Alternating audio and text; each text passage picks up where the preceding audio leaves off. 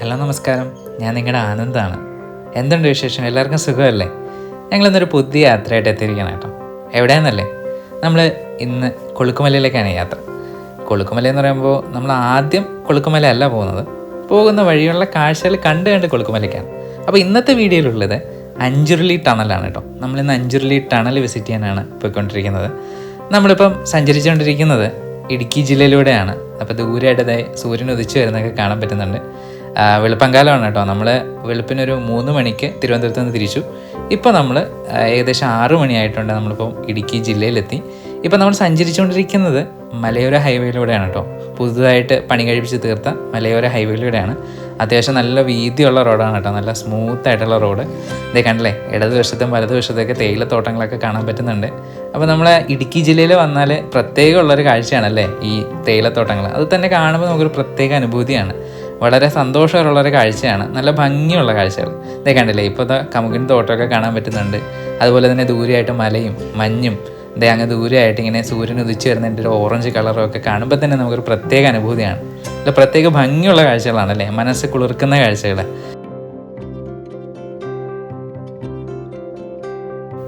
നമ്മളങ്ങനെ തേയിലത്തോട്ടത്തിൻ്റെ കാഴ്ചകളെ കണ്ട് നമ്മളിപ്പോൾ എത്തി നിൽക്കുന്നത് ചപ്പാത്ത് എന്ന സ്ഥലത്താണ് കേട്ടോ. ചപ്പാത്ത് എന്ന് പറയുന്നത് നിങ്ങൾക്ക് ഓർമ്മ ഉണ്ടോ എന്നറിയില്ല. 2018 പ്രളയ സമയത്തൊക്കെ ഈ ചപ്പാത്ത് പാലമൊക്കെ നല്ല കവിഞ്ഞൊഴുകിയിരുന്നതാണ്. നമ്മളിപ്പം ഈ ചപ്പാത്ത് ആ പാലത്തിൽ കൂടിയാണ് നമ്മളിപ്പോൾ സഞ്ചരിച്ചുകൊണ്ടിരിക്കുന്നത്. വേനലായതുകൊണ്ടാണെന്ന് തോന്നുന്നു വറ്റി നിൽക്കുകയാണ്. നമ്മൾ സഞ്ചരിക്കുന്ന സമയം എന്ന് പറഞ്ഞാൽ ഫെബ്രുവരിയാണ് കേട്ടോ. അപ്പോൾ ചെറിയൊരു വരൾച്ച തുടങ്ങിയിരിക്കുന്ന ഒരു സമയമാണ്. നമുക്ക് ഇവിടെ നിന്ന് ഇടത്തോട്ട് തിരിഞ്ഞ് വേണം നമുക്ക് അഞ്ചുരുളിയിലേക്ക് പോകാൻ. കട്ടപ്പന ഭാഗത്തോട്ട് തിരിഞ്ഞ് അങ്ങനെ വേണം നമുക്ക് അഞ്ചുരുളിക്ക് പോകാനായിട്ട്. അപ്പോൾ ജംഗ്ഷനിലെ കടകളൊക്കെ തുറന്ന് വരുന്നതേ ഉള്ളൂ, അതായത് തിരക്കായി വരുന്നതേ ഉള്ളൂ. നമ്മൾ അത്രയ്ക്ക് വെളുപ്പിനാണ് എത്തുന്നത്. ഏകദേശം ഇപ്പോൾ ഒരു 6:45 സമയമാവുന്നേ ഉള്ളൂ. അപ്പോൾ നമ്മളങ്ങനെ കട്ടപ്പന ഭാഗത്തേക്ക് തിരിഞ്ഞു. ഈ വണ്ടി ഓട്ടിക്കുന്ന ആളാണ് കേട്ടോ നമ്മുടെ ഒരു സുഹൃത്ത് അനൂപ്. വേറൊരാളൂടെ ഉണ്ട്, കാറിൽ കിടന്ന് ഉറങ്ങുവാണ് ആൾ. അപ്പോൾ നമ്മൾ സഞ്ചരിക്കുന്ന റോഡ് പണി നടക്കുവാണ് അല്ലേ. ഒരു വലിയ മല തന്നെ തുറന്ന് കല്ലൊക്കെ എടുത്തിട്ടാണ് റോഡ് വീതി കൂട്ടുന്നത്. ഈ കല്ലെടുത്തിട്ട് തന്നെയാണ് കേട്ടോ ഈ റോഡിൻ്റെ പണിയും നടത്തുന്നത്. ഈ കൊല്ല് ഒരു സൈഡിൽ കൂട്ടിയിട്ടിരിക്കുന്നത് നമുക്ക് ഈ വീഡിയോ തന്നെ കാണാൻ പറ്റുന്നുണ്ട്. ഇടത് ഭാഗത്തായിട്ട് ഇങ്ങനെ കണ്ടില്ലേ കൂട്ടിയിട്ടിരിക്കുന്നത്. അപ്പോൾ ഈ റോഡിൽ കൂടി ആണ് നമ്മളിപ്പോൾ സഞ്ചരിച്ചുകൊണ്ടിരിക്കുന്നത്. അടുത്ത വർഷമൊക്കെ ഈ റോഡ് നല്ല വീതിയാവുന്ന റോഡാണ്. അപ്പം ദൂരെയായിട്ടൊരു മല കാണുന്നില്ലേ, ആ മലയിലാണ് നമുക്ക് പോകേണ്ടത്. ആ മലയുടെ ചുവട്ടിലാണ് അഞ്ചുരുളി ടണൽ വരുന്നത്. നമുക്ക് ആ ഭാഗത്തേക്കാണ് പോകുന്നത്.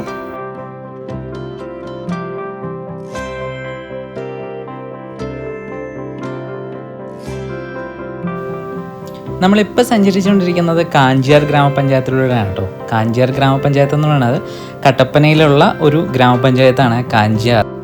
ഇവിടെ ഭൂരിഭാഗവും താമസിക്കുന്നത് ആദിവാസി വിഭാഗത്തിൽപ്പെട്ട ആൾക്കാരാണ് കേട്ടോ. അതുകൊണ്ട് തന്നെ ഒരുപാട് സെറ്റിൽമെൻറ്റ്സ്, ഏകദേശം 4-5 സെറ്റിൽമെൻറ്റ്സ് ഈ കാഞ്ചിയാർ ഗ്രാമപഞ്ചായത്തിൽ തന്നെ ഉണ്ട്. ഇവരുടെ യഥാർത്ഥ പോപ്പുലേഷൻ എന്ന് പറയുന്നത് 22,000-ഓളം പേരാണ്. ഇവരുടെ പ്രധാന ജോലി എന്ന് പറയുന്നത് കാർഷിക വൃത്തി തന്നെയാണ് കേട്ടോ. കാപ്പി, ഏലം അങ്ങനെയുള്ള സാധനങ്ങളൊക്കെയാണ് കൂടുതലും അവർ ഉൽപ്പാദിപ്പിക്കുന്നത്. ഇപ്പോഴത്തെ തലമുറയിലുള്ള ആൾക്കാരൊക്കെ മാത്രമാണ് പുതിയ ജോലിയൊക്കെ ആയിട്ട് മുന്നോട്ട് പോയിരിക്കുന്നത്. അല്ലാതെ പഴയ വിഭാഗത്തിൽ പഴയ ആൾക്കാരൊക്കെ ചെയ്യുന്നത് പഴയ പോലെ തന്നെയുള്ള കൃഷി തന്നെയാണ്. അപ്പോൾ രാവിലെ അവർ തോട്ടങ്ങളിലൊക്കെ പോയി ഏലവും അതുപോലെ തന്നെ കാപ്പി, ഇഞ്ചി അങ്ങനെയുള്ള സാധനങ്ങളാണ് കൂടുതൽ അവർ കൃഷി ചെയ്യുന്നത്. ഇപ്പം നമ്മൾ അതേ ആ അഞ്ചുരുളി ടണലിലുള്ള റോഡിലേക്ക് തിരിഞ്ഞിട്ടുണ്ട്. പശ്ചിമഘട്ടത്തിലുള്ള കല്യാണത്തണ്ട് എന്നുള്ള മലയിലാണ് കേട്ടോ ഈ അഞ്ചുരുളി ടണലിരിക്കുന്നത്. അതിൻ്റെ ഏറ്റവും ബേസിലുള്ള പോർഷനിലാണ് ഈ ടണൽ നിർമ്മിച്ചിരിക്കുന്നത്. പോകുന്ന വഴിയുടെ 2 വശവും ഇടതൂർന്ന മരങ്ങളാണ് കേട്ടോ. 2 സൈഡും ഇങ്ങനെ നിബിഡമായി ഇങ്ങനെ തിങ്ങി നിൽക്കുന്ന മരങ്ങളും ഒക്കെ ആയിട്ടാണ്. നല്ല പ്രകൃതി ഭംഗിയുള്ളൊരു പ്രദേശമാണ്. അങ്ങനെ ഞങ്ങൾ ഈ അഞ്ചുരുളി ടണലിൻ്റെ അടുത്തേക്ക് എത്തിയിരിക്കുകയാണ്. അപ്പോൾ ചെറിയ കടകളൊക്കെ കണ്ടു തുടങ്ങിയിട്ടുണ്ട്. ഒന്നും തുറന്നിട്ടൊന്നുമില്ല. കാര്യം രാവിലെ 7:30 മണി ആകുന്നതേ ഉള്ളൂ. അതായത് ഇവിടെ 9 മണിയാവും അത്യാവശ്യം ലൈവൊക്കെ ആകുമ്പോൾ. അപ്പോൾ നമ്മളങ്ങനെ പാർക്കിംഗ് ഏരിയയിലെത്തി. ദൂരെയായിട്ട് നമുക്കിത് കണ്ടില്ല വലിയൊരു ജലാശയം, നീല ജലാശയം കാണാം ഒരു വലിയ മലയുടെ താഴെയായിട്ട്. അങ്ങനെ നമ്മളിവിടെ വണ്ടി പാർക്ക് ചെയ്ത് പുറത്തിറങ്ങിയപ്പോൾ ഉള്ള കാഴ്ചകളാണ് നമ്മളിപ്പോൾ കണ്ടുകൊണ്ടിരിക്കുന്നത് കേട്ടോ.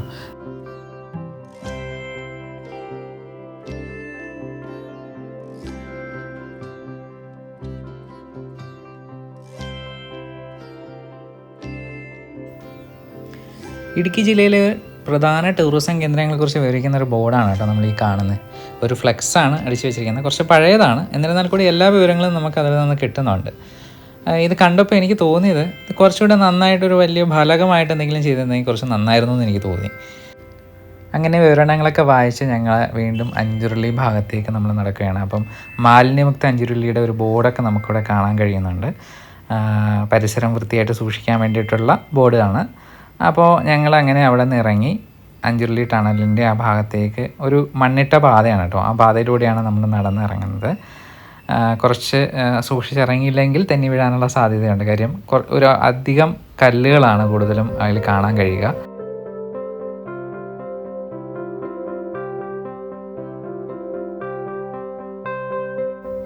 ഇടുക്കി ജലവൈദ്യുത പദ്ധതിയുടെ ഭാഗമായിട്ട് KSEBിയുടെ കീഴിലുള്ള ഒരു പ്രദേശമാണ് കേട്ടോ ഈ അഞ്ചുരുളി ടണൽ. അപ്പോൾ നമുക്ക് ഈ നീല ജലാശയം എന്ന് പറയുന്നത് നമ്മൾ നേരത്തെ കണ്ടത് ഇടുക്കി അണക്കെട്ടിൻ്റെ ഒരു ഭാഗമാണ്. അപ്പോൾ നമ്മൾ ദേ അങ്ങനെ അഞ്ചുരുളി ടണലിൻ്റെ ഫ്രണ്ടിലേക്ക് എത്തിയിരിക്കുകയാണ്. ഇടതുവശത്ത് സുരക്ഷാ വേലിയൊക്കെ തീർത്തിട്ടുണ്ട്. പോകുന്ന വഴിക്കുള്ള സുരക്ഷാ വേലിയിൽ തന്നെയാണ് മുന്നറിയിപ്പ് ബോർഡുകളൊക്കെ വെച്ചിട്ടുണ്ട് കേട്ടോ. നമ്മളിവിടെ വരുന്ന യാത്രക്കാർക്കും അതുപോലെ തന്നെ സന്ദർശകരായിട്ടുള്ള നമ്മളെ പോലുള്ളവർക്കൊക്കെ വേണ്ടിയിട്ടുള്ള മുന്നറിയിപ്പ് ബോർഡുകൾ ഒരുപാട് തന്നെ അതിനകത്ത് വച്ചിട്ടുണ്ട്. പക്ഷേ സുരക്ഷാ വേലി കുറച്ചുകൂടിയൊക്കെ നന്നായിട്ട് സൂക്ഷിക്കാമെന്ന് എനിക്ക് തോന്നി. കുറച്ച് ഭാഗങ്ങളിലൊക്കെ മണ്ണിടിഞ്ഞ് അത് താഴേക്ക് വീഴുന്നൊരവസ്ഥയിലാണ് ഇരിക്കുന്നത്. നമ്മളിപ്പോൾ കാണുന്നതാണ് ഇടുക്കി ഡാമിൻ്റെ അതാ ഒരു വെള്ളം കെട്ടി നിൽക്കുന്ന പ്രദേശം. അതായത് ഇടുക്കി റിസർവെയറിൻ്റെ ഒരു ഭാഗമാണ് നമ്മളിപ്പോൾ കണ്ടത്. നമ്മൾ സന്ദർശന സമയത്തിന് നേരത്തെ എത്തിയത് കൊണ്ടാണ് കേട്ടോ ഗേറ്റ് പൂട്ടിയിട്ടിരിക്കുന്നത്. അപ്പോൾ അതുകൊണ്ട് നമ്മൾ സൈഡിൽ കൂടെ ഉള്ള ഒരു വഴി കൂടെ നമ്മൾ ഇറങ്ങി. ഇവിടെ KSEBിയുടെ മുന്നറിയിപ്പ് ബോർഡ് വച്ചിട്ടുണ്ട്. അതിപ്രതീക്ഷിതമായ വെള്ളം കയറാനുള്ള സാധ്യതകളുണ്ട്, സൂക്ഷിച്ചിറങ്ങണമെന്നുള്ളത്.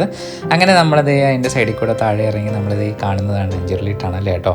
5.5 കിലോമീറ്റർ നീളമുള്ള ഒരു ടണലാണ്. ഇവിടെ നിന്ന് 5.5 കിലോമീറ്റർ അപ്പുറത്തേക്ക് നടന്നു കഴിഞ്ഞാൽ നമുക്ക് ഇരട്ടിയാർ ഡാമിൽ നമുക്ക് എത്താൻ കഴിയും. വേനൽ സമയത്തൊക്കെ പലരും ഇതിനകത്ത് കൂടിയൊക്കെ നടന്നു പോകാറുണ്ട്.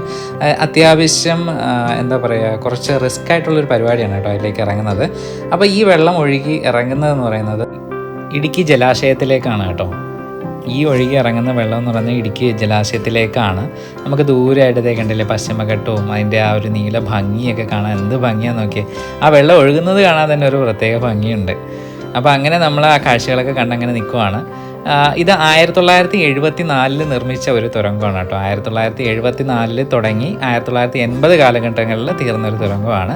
അപ്പോൾ ഞങ്ങൾ അവിടെ നിന്ന് ഈ കാഴ്ചകൾ കണ്ടിട്ട് നമ്മൾ അങ്ങനെ തിരിച്ച് കയറി. കാര്യം നമ്മൾ അധികം അവിടെ നിൽക്കുന്നത് ശരിയല്ല, കാര്യം ഗാർഡുകളൊന്നും ഇല്ലാത്തത് കൊണ്ട് നമ്മൾ അവിടെ നിന്ന് തിരിച്ച് കയറി നമുക്ക് മറ്റുള്ള ഭാഗത്ത് നിന്നുള്ള കാഴ്ചകൾ നമുക്ക് കാണാം.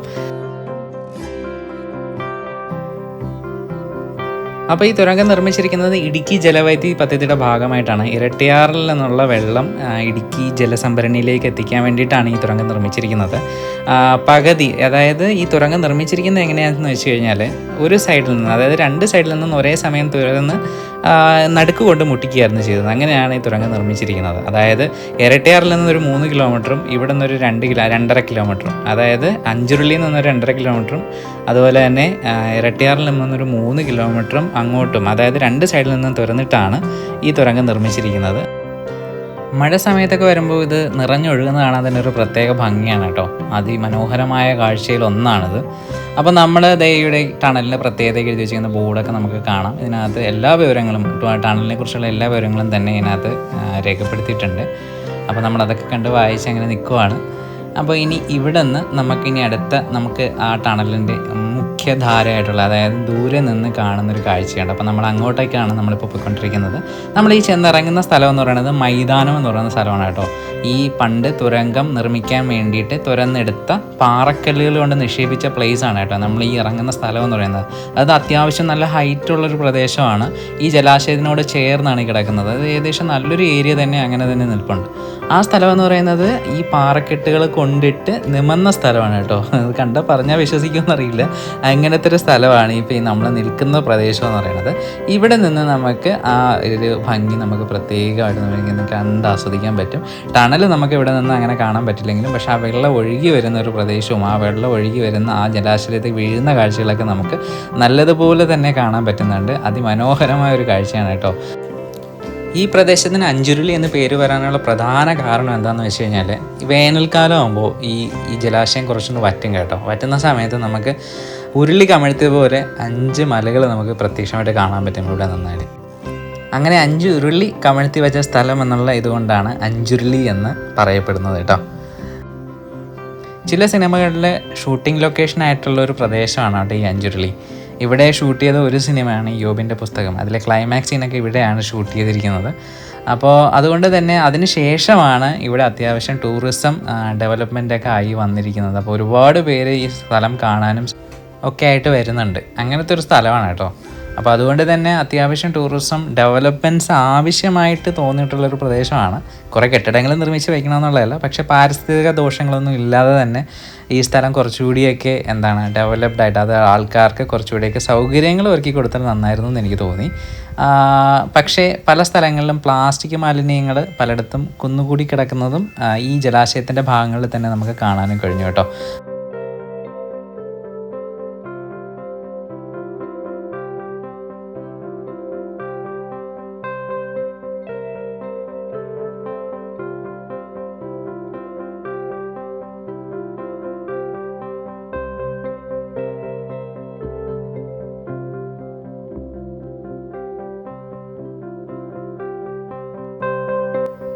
ഞാൻ നേരത്തെ പറഞ്ഞ മൈതാനത്തിൻ്റെ വിശാലതയിലൂടെയാണ് കേട്ടോ നമ്മളിപ്പോൾ നടന്നുകൊണ്ടിരിക്കുന്നത്.